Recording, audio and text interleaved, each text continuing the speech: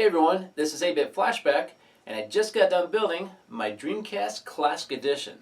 The Dreamcast is one of my favorite consoles, and it's the first console that I ever purchased right on launch day. So it's real special to me. So let's go ahead and take a closer look at the Dreamcast Classic Edition.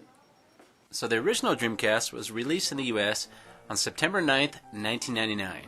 So before the release, I was already a huge Sega fan. I had the Sega Genesis, the Sega Saturn, and I had a bunch of games. I even had import games for the Sega Saturn.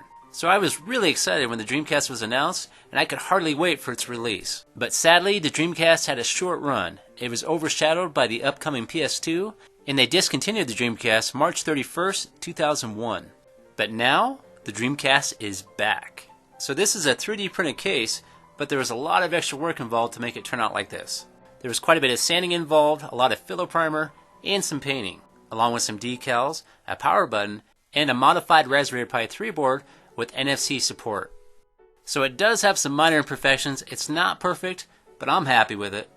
And so far I've only built one of these, but if there's a lot of interest from people out there, I might build a couple more. I even took time to print out a Dreamcast manual, just like the original, but mini of course. Not that I ever read the manuals anyway, I just thought it'd be fun to throw it in here. Alright, what else we got in the box? We got a Dreamcast controller. I figured if I'm going to go through the trouble to print a manual, why not a Mini Dreamcast controller? Now this isn't functional, it's just for show, but I think it's cool. And of course your controller can't be complete unless you have your VMU. And this isn't functional either, but I gotta have it since I got my mini controller. And as I said before, if there's enough interest in this Dreamcast, I might go ahead and make one of these little mini controllers actually function. But for now, this is just for show. But just imagine how hard it'd be to actually play with this little controller with these little tiny buttons. It'd be pretty difficult. But we're not done yet. We got some more stuff in the bag. We got some Dreamcast games.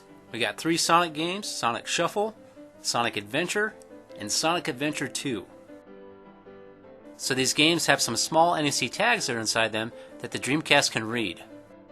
And oh yeah, I forgot to mention earlier, the lid opens so you can put a game inside of it.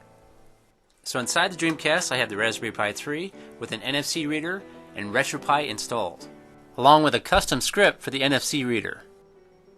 So these mini games aren't for everyone, but for me, I can't get enough of them. The console's just not complete in my opinion unless you have your mini game too. So I have a couple original Dreamcasts so we can compare the size. So here's the Sega Sports Edition that's all black, and then here's the console I bought on launch day, and it used to be white just like my little one here, but for some reason I decided to put a custom paint job on it. I'm not really sure why. I guess I was bored one day. And as you can see here, it's pretty small compared to the original. It's about 40% of the size, maybe just a little bit smaller. And here's an original Dreamcast controller, and there's a pretty good size difference there too. Okay, let's go ahead and power it up, and I also installed an LED light so when we hit that power button, it glows. The original Dreamcast light was a little bit more orange, but I bet if I didn't tell you, you wouldn't have remembered. So the way the software is programmed is that when I power it on with the game inside the tray here, it's going to load right to that game preview. So the RetroPie is booting up now, and I also have a custom splash screen that's going to load here in a few seconds for the Dreamcast Classic Edition.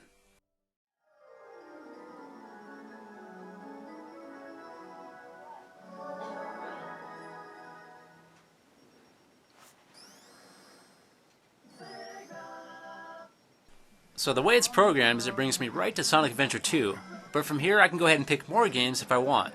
So this is a custom attract mode image I made just for the Dreamcast Classic Edition. It contains game logos, cover art, and video snaps. So the emulation for Dreamcast is far from perfect, and not all the games are compatible, but the list of games that are compatible work pretty good. And I bet it's probably not going to be long at all before we have a near perfect Dreamcast simulator, probably within the next year. So now I'm going to hit that power button. That's going to start the shutdown script, and it's going to shut off the Raspberry Pi 3 along with the LED light. So now I'm going to remove the game, power it back up, and it's going to boot back to the main menu. And I could have accessed the main menu from where I was already, but I wanted to show you how it shuts off and how it boots up without a game. And also I should mention for a controller, I'm using a wireless PS3 controller via Bluetooth. I tested a lot of different controllers, and I was having a huge problem with the analog stick not working correctly. but the PS3 controller seems to work pretty well. So here's a look at my main menu, and not only do I have Dreamcast games, but I also have Master System games, Genesis games, Sega CD, and 32X games. Alright, let's go ahead and load Dreamcast again. We'll take an up-close look at a high-res shot, and then we'll look at the rest of the emulators. So we got the Sega Master System, I got all the game logos, all the box art, and the video snaps. I got Sega Genesis, same thing, and I have the complete game collection for both the Sega Genesis and the Master System. And here's a look at the Sega CD menu, only a couple games in there, and the Sega 32X, and I believe I have every game for that. Alright, let's go ahead and load Sonic Adventure 2, we'll check that out. So it actually boots just like the original Dreamcast. It brings up that original boot logo.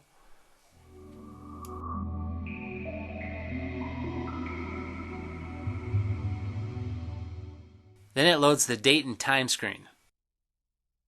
And it looks like we went back in time. It's 1998. That's when it was released in Japan. So Sonic Adventure 2 does work pretty good, but it does have some issues with some of the video cutscenes. But for the most part, the gameplay is okay. And I have to be honest, I've played thousands and thousands of games, but I've probably only beat 100 games or less. Most games I have a lot of fun playing, but after a while I get bored and I never complete them.